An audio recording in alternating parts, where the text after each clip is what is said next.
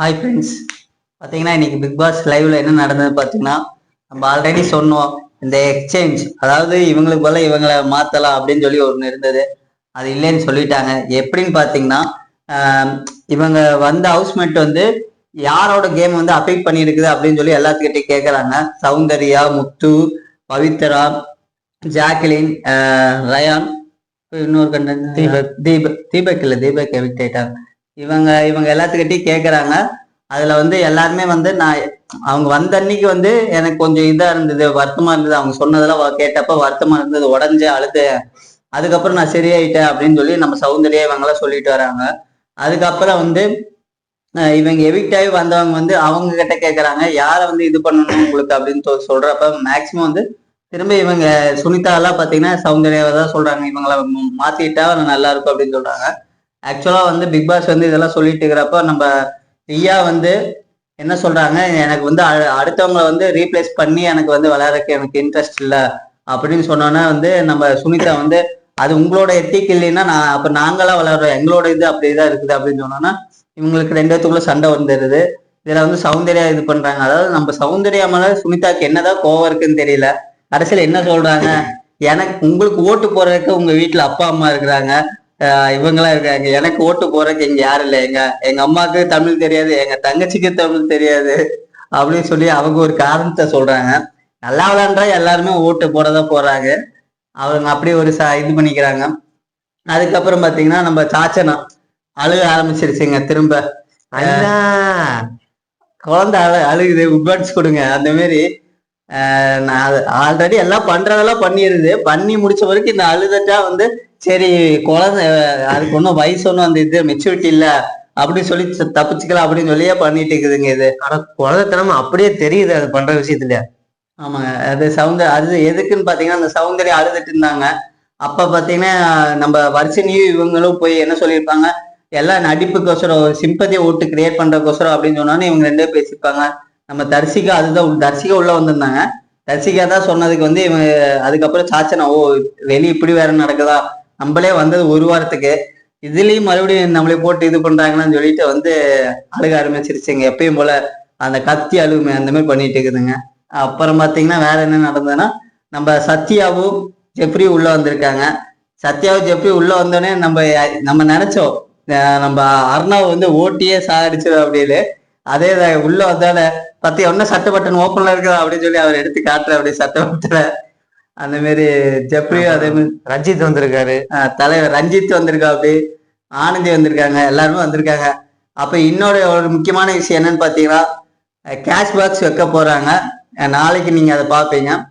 இந்த கேஷ் பாக்ஸை யார் எடுத்துட்டு போவாங்கன்னு சொல்லி நம்ம ஈகரா வெயிட் பண்ணிட்டு இருக்கிறோம். ஏன்னா பாத்தீங்கன்னா இந்த எல்லா பிக் பாஸ்லயும் யாரோ ஒருத்தங்க எடுத்துட்டு போற மாதிரி ஒரு நிலைமையில இருப்பாங்க. இந்த டைம் வந்து யாருமே இல்ல, எல்லாருமே ஃபைனல் வரைக்கும் இருக்கணும்னு நினைக்கிறாங்க. நீங்க கமெண்ட் பண்ணுங்க, எடுத்தா யார் பெட்டரா இருக்கும், யார் எடுத்துட்டு போற மனநிலை இருக்காங்கிறது உங்களோட கமெண்ட். நம்ம இதுல வந்து யார் கணிப்புன்னு பாத்தீங்கன்னா நம்ம பவித்ரா எடுக்கிறதுக்கு தான் அதிக வாய்ப்பு இருக்குது. உங்களுக்கு யார் தோணுதோ நீங்க வந்து கமெண்ட்ல வந்து சொல்லுங்க கேஷ் பாக்ஸ் யார் எடுத்துட்டு போவாங்கன்னு. அப்புறம் நேத்தோட எபிசோடுக்கு வரலாம். அவங்க ரவீந்தர் சாரை தான் பிடிச்ச செம்ம ரோஸ்ட் பண்ணி விட்டாங்க.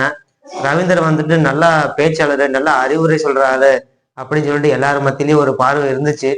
ஆனா விஜய் சேதுபதி கேட்டாரு, அவங்க ரவி சார் நேற்று என்னதான் பண்ணாரு, மண்டே கழுவுனாங்கன்னு ஒரு பேச்சுன்னு ஓடிட்டு இருந்தது, அவர் என்னதான் பண்ணாரு அப்படின்னு கேட்டிருந்தாங்க. எல்லாரும் அவங்களோட ஒப்பீனியன் சொல்லிட்டு இருந்தாங்க.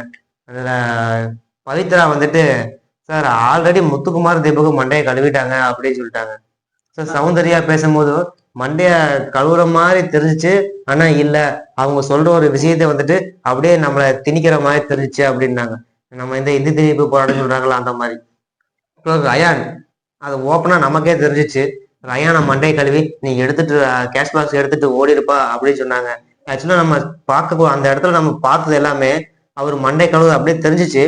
ஆனா இந்த இடத்துல பார்க்கும்போது அது இன்னும் பயங்கரமா அது மற்றவங்களை அஃபெக்ட் பண்ற மாதிரி தெரிஞ்சுது. எந்த வகைனா, தம்பி நீ இந்த கேமுக்கு ஃபிட் இல்லை, நீ எடுத்துட்டு ஓடிடு அப்படிங்கிற மாதிரி இன்டைரக்டா இருந்துச்சு. ஸோ அதை வெளியே சொல்லும் போது, ஒரு பப்ளிக் வியூல அதை சொல்லும் போது நீங்களே யோசிச்சு பாருங்க அது எப்படி இருக்குன்ட்டு. அதுதான் என்னன்னு பாத்தீங்கன்னா, நம்ம சாட்டர்டே சண்டே எபிசோடுக்கு முன்னாடி ஃப்ரைடே எபிசோட்ல வந்து லைவ் ஸ்ட்ரீம்ல வந்து நம்ம ரவீந்தர் சார் வந்து என்ன எல்லாத்தையும் கூப்பிட்டு சொல்றா அப்படி, இந்த மாதிரி கேஷ் பாக்ஸ் வந்து நீங்க எடுத்துட்டு போனா நல்லது.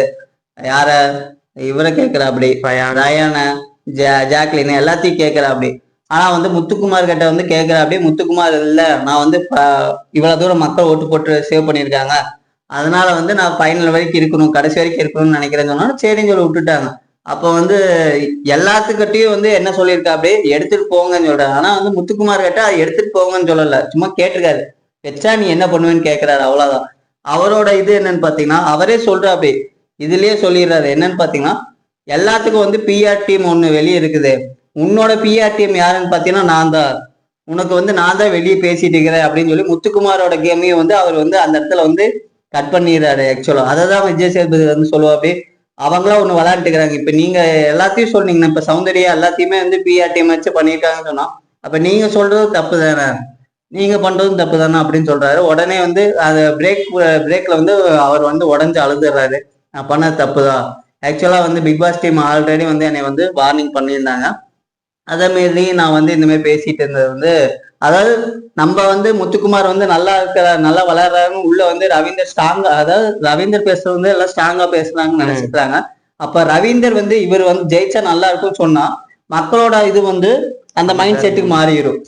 அதுதான் விஜய் சேதுபதி வந்து சொன்னா அப்படி புரிஞ்சுக்கிட்ட அப்படி. ரவீந்தர் வந்துட்டு அதுக்கு என்ன விளக்கம் கொடுத்தாருன்னா, அதாவது இந்த போட்டி ஏன் முத்துக்கிட்ட நீங்க மட்டும் அந்த கேஷ் பாக்ஸ் எடுக்கிறீங்களான்னு கேட்கல, அதுக்கு பதிலா நான் அவரோட மனநிலையை தெரிஞ்சுக்கதான், எப்படி இருக்கான்னு தெரிஞ்சுக்கதான் கேட்டேன் அப்படின்னு. ஏன் மத்தவங்களை மட்டும் அப்படி பார்க்கல, முத்துக்குமாரோட அப்படி பார்க்கலன்னு கேட்கும்போது அவரு சொல்றாரு, முத்துக்குமார் தான் இந்த வீக் வரைக்கும் இருந்துட்டாரு, அவர் இந்த டீமை மொத்தமே பைனாலே கப்பை அப்படியே தூக்கி சாப்பிட்ற மாதிரி அவரு தான் பர்ஃபார்மன்ஸ் கொடுக்குறாரு. ஸோ இந்த கப்பும் அவருக்கு தான் போகிற மாதிரி இருக்குது அப்படின்னு பப்ளிக்ல சொல்லும் போது எல்லாரும் பாக்குறாங்க. ஸோ மத்தவங்களுக்கு ஏன் ஓட்டு போட்டு அவங்களே போட்டுன்னு ஒரு எண்ணம் மாறி உங்களுக்கு வேற வாய்ப்பு இருக்குது அப்படின்னு சொல்லி விஜய் சேதுபதி காட்டுன்னு காட்டிட்டாரு அவரு. அப்படி பார்த்தோம்னா நம்ம ஜாக்லின்னா பாத்தீங்கன்னா முத்துக்குமார் கூட எப்பாச்சும் ஒரு டைம் தான் வந்து நாமினேஷனுக்குள்ளே வர அப்படி. ஜாக்லின் கண்டினியூஸா, அதாவது ஹிஸ்டரி ஆஃப் பிக் பாஸ் எல்லா லாங்குவேஜஸ் 7 லாங்குவேஜ் எடுத்துக்கிட்டீங்கனாலும் பிக் பாஸ் ஹிஸ்டரியிலேயே ஒரு 15 வாரமா நாமினேஷன்ல இருந்து வந்து எல்லா நாமினேஷன்லயும் வந்து இவங்க சேவ் பண்ண ஒரே ஆள் பாத்தீங்கன்னா நம்ம ஜாக்லின் தான். அப்படின்னா ஜாக்லினுக்கு வந்து அதிகம் ஓட்டு இருக்குது. அப்படி பார்த்தா ஜாக்லின் கூட நம்மளுக்கு டைட்டில் வின்னரா அனௌன்ஸ் பண்றதுக்கு வாய்ப்பு இருக்குது. அப்படி இருக்கிறப்ப நீங்க முத்துக்குமாருக்கே, அதாவது வந்தவங்க எல்லாருமே வந்து முத்துக்குமார் ஜெயிச்சா நல்லா இருக்குன்னு சொல்றாங்க. மித்தவங்களை என்ன பண்ணுவாங்க, மித்தவங்களும் கஷ்டப்பட்டு தான் உள்ள இருக்கிறாங்க. அதாவது அவங்கவுங்க பர்ஃபார்ம் பண்ற விதத்துலதான் இருக்குது. அதுல முத்துக்குமாருக்கு வந்துட்டு கொஞ்சம் ஓட்டு ஜாஸ்தியா இருக்கு அப்படி சொல்லலாம். இவர் முத்துக்குமார் தான் ஜெயிப்பாரு அப்படிங்கறத மீடியா மேன் சொல்லும் போது மத்தவங்க கூட இருக்கிறவங்க கேம் எப்படி இருக்கும், அவங்களோட கான்பிடன்ஸ் அது பிரேக் பண்ற மாதிரி இருக்குல்ல.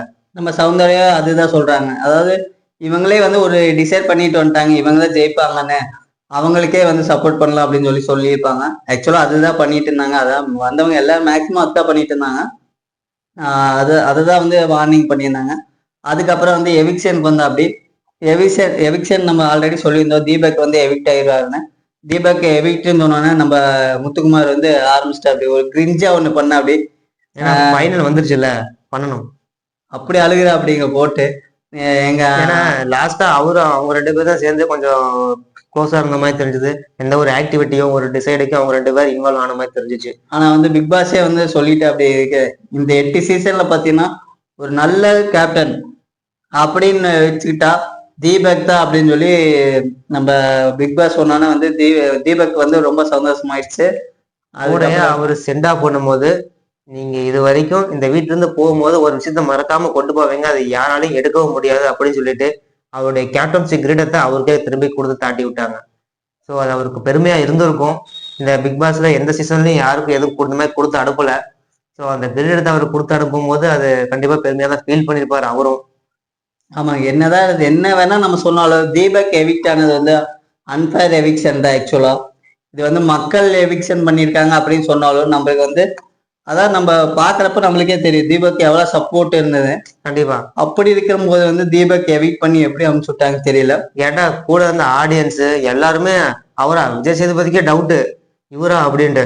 ஆனா மக்கள் கூட இருந்த ஆடியன்ஸ் வந்துட்டு வியப்பா ஆச்சரியமா பார்க்கும்போது அவரு கேக்குறாரு, நீங்க தானே பண்ணீங்க அப்படின்னு. மக்கள் சொல்லிட்டு எல்லாம் தப்பிச்சுக்க பாக்குறாங்க. இது பிக் பாஸோட ஒரு உருட்டலா கூட இருக்க வாய்ப்பு இருக்கு. பாப்போம் ஃப்ரெண்ட்ஸ், இன்னும் கேஷ் பாக்ஸ் வைக்க போறாங்க. அந்த கேஷ் பாக்ஸ் யார் எடுக்க போறாங்க, அதுக்கப்புறம் மிட்வீக் எவிக்ஷன் இருக்குது, அதுல யார் எவிக்ட் ஆக போறாங்க, அதுக்கப்புறம் நாலு ஃபைனலிஸ்ட் வந்து யார் யார் இருக்க போறாங்கன்னு பார்ப்போம் ஃப்ரெண்ட்ஸ். பாய்.